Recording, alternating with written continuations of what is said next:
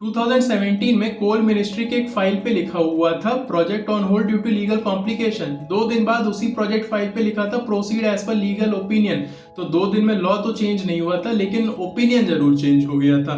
सो ये ओपिनियन था भी किसका? एक सुप्रीम कोर्ट के लॉयर का। तो इंडिया में लीगल ओपिनियन एक नया बिजनेस वर्टिकल ही बन गया है और मिनिस्ट्रीज और कॉर्पोरेट्स दोनों इसे यूज करते हैं। सो एग्जाम्पल से समझते हैं तो 2018 में सुप्रीम कोर्ट ने गोवा में आयरन ओर्स पे बैन लगाया था, लेकिन एक प्राइवेट कंसोर्टियम था जो कि सुप्रीम कोर्ट के एक लॉयर से लीगल ओपिनियन लेके आ गया और उसमें लिखवा दिया कि यू में proceed as per old tenders.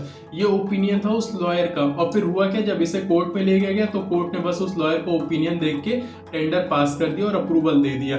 बाद में हाई कोर्ट ने जरूर रोक लगा दी थी कि legal opinion is not legal sanctity, but तब तक तो 200 करोड़ की ओर हाथ से जा चुकी थी। और सबसे बड़ी बात क्या है, ये जो लीगल ओपिनियन होते हैं ये फ्लेक्सिबल होते हैं। जहां पैसा फ्लो करता है वहीं ओपिनियन भी फ्लो कर जाता है।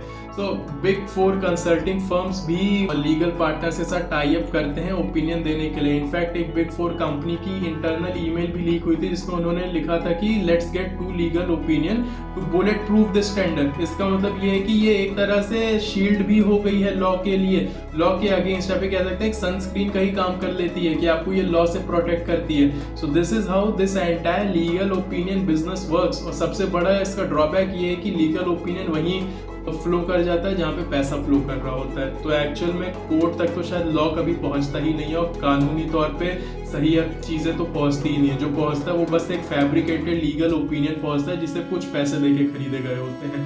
If you like this video और इस टाइप के इनसाइट जानना चाहते हो तो कमेंट एंड फॉलो।